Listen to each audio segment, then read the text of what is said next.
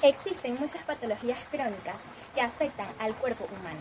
Una de ellas es cuando el organismo no puede regular los niveles de azúcar en la sangre. Mi nombre es María José Sánchez y hoy vamos a hablar sobre diabetes mellitus. Comencemos.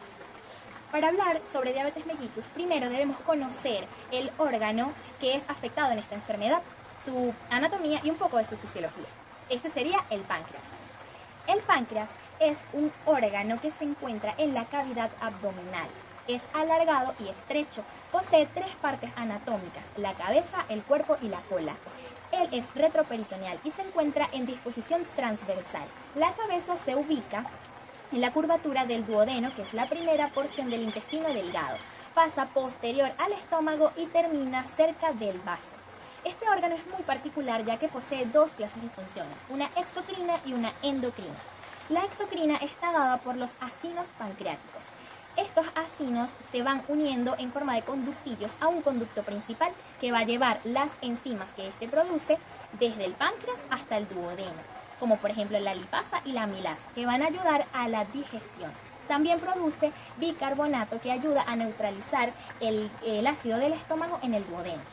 Ok, luego tenemos la porción endocrina, que es la que nos interesa al hablar de diabetes, que está constituido por los islotes de Langerhans en tres tipos de células: las células alfa, las células beta y las células delta, que producen hormonas que van directamente al torrente sanguíneo. Las células alfa producen el glucagón, las células beta la insulina y las células delta la somatostatina. ¿Qué es la insulina entonces? Es una hormona producida por el páncreas que nos va a ayudar a transportar la glucosa desde la sangre hasta las células, el tejido adiposo y los músculos, donde va a ser quemada o almacenada para convertirla posteriormente en energía. Cuando esto no ocurre de esta manera, sino que hay fallas, como por ejemplo no se produce suficiente cantidad de insulina o las células crean una resistencia a la insulina y no se da este transporte, tenemos lo que es la diabetes mellitus. Esta enfermedad tiene una clasificación. Se clasifica en dos tipos principales, que sería tipo 1 y tipo 2, y tenemos también la diabetes gestacional. En la diabetes tipo 1 se da en personas jóvenes, generalmente menores a 30 años. Esta enfermedad también se llama insulinodependientes, ya que el páncreas no produce suficiente insulina o no la produce en absoluto, porque hubo un daño tisular en las células beta. El tipo 2 se da en personas mayores a 30 años, aunque con los índices de sobrepeso infantil que hay, se está viendo en personas menores a esa edad.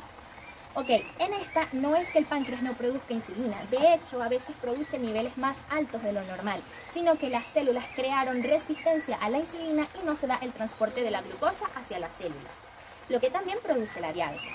Ok, vamos a hablar un poco de la etiología y la clínica.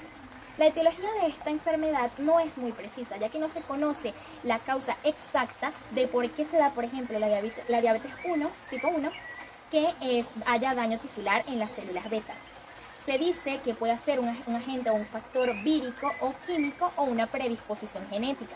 En cuanto a la diabetes tipo 2, también se ve lo de la dieta, si es muy alta en azúcares y carbohidratos, si la persona tiene un antecedente familiar de diabetes o si existe obesidad o hipertensión arterial. Ok, en cuanto a la clínica, los signos y los síntomas son muy parecidos en ambas diabetes. Lo que varía en ellos es cuándo y cómo se presenta. Los síntomas que tenemos son los siguientes. Tenemos poliuria, polidipsia, polifagia y tenemos pérdida de peso repentina. Entre otros síntomas se puede concebir la náusea, la somnolencia, la visión borrosa y un cansancio excesivo. Ok. Vamos a hablar un poco de por qué se dan esta clase de síntomas. Lo primero que vamos a ver es en la orina. Se refleja la orina cuando hay niveles muy altos de glucosa en la sangre. Cuando estos niveles aumentan demasiado, los riñones empiezan a excretar grandes cantidades de agua para tratar de diluir la cantidad de glucosa que hay en la orina. Por esto, la micción de un paciente con diabetes es mucho más abundante y constante. Esto produce lo que es la poliuria. Gracias a esta poliuria, por la pérdida de líquido, se va a producir una sed excesiva, que es la polidipsia. Ok, cuando el paciente tiene una micción muy abundante y constante, va a perder muchas calorías y nutrientes por la orina. Es por esto que se produce una pérdida de peso sorpresiva. Luego de esta pérdida de peso gracias a toda la consecuencia de los síntomas que ya nombramos, va a haber un hambre excesiva como mecanismo compensatorio del organismo. Esto va a ser la polifagia. Ok. En cuanto a cómo se presentan los síntomas según los tipos de diabetes, en la tipo 1 se presentan de manera abrupta y notoria. Casi al establecerse la enfermedad, inmediatamente comienzan los síntomas y son bastante marcados. En cambio, en la tipo 2, los síntomas pasan desapercibidos en muchos casos y es prolongado a lo largo del tiempo.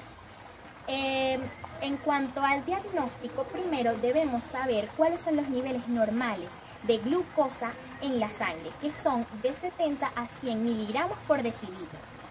Entonces, cuando un médico manda a hacer a sus pacientes una prueba para verificar si tiene diabetes. En cuanto a la diabetes tipo 1, generalmente ya el paciente presenta la sintomatología característica cuando se le refiere a hacer una prueba clínica. En cambio, a la tipo 2 se hace como examen de rutina a los pacientes mayores de 45 años, pacientes que tengan predisposición genética de diabetes o pacientes entre los 19 y los 45 años que tengan obesidad. Se hacen dos tipos de prueba principal. La primera es la glucosa en sangre. Esta se hace con el paciente teniendo al menos 12 horas de no haber ingerido ninguna clase de alimento, ya que los niveles de glucosa en sangre aumentan una vez se hizo la ingesta. Entonces, los niveles en ayunas es de 70 a 100 miligramos por decilitros, pero una vez que, si la prueba se toma una vez que ya se ha ingerido, debe ser menor a 140 miligramos por decilitros. Luego de esta prueba tenemos la que se realiza más que todo en la diabetes gestacional, que es una prueba es oral. El médico te va a dar glucosa, una bebida que contenga la glucosa en cierto grado, y luego de una hora él va a medir tus niveles de glucosa en sangre, para saber si no hay resistencia de las células a la insulina y si se procesó correctamente. Este nivel debe ser menor a 200 miligramos por decilitros. Vamos entonces con lo que es el tratamiento. El tratamiento de la diabetes tipo 2 no suele ser farmacológico. Lo primero que se debe hacer es informar al paciente sobre la condición en la que se encuentra y que debe haber un cambio radical en su estilo de vida, sobre todo en la dieta. Se debe hacer una dieta libre de carbohidratos y azúcares, o por lo menos muy baja en ella, y nutrientes, y que sea muy balanceada. También se debe indicar al paciente que haga ejercicio para evitar el sobrepeso y la obesidad. En cuanto a la diabetes tipo 1, también se suele indicar el cambio en la dieta y en la vida cotidiana, pero si el paciente lo requiere, se debe hacer un implemento de insulina en inyecciones. Generalmente es una diaria. Ok. Vamos a hablar un poco acerca de las complicaciones que nos trae esta enfermedad. Primero, se debe saber que ellas pueden ser a largo plazo o a corto plazo. Una vez que se establece la enfermedad en el organismo, puede comenzarse a ver complicaciones en meses o incluso en años.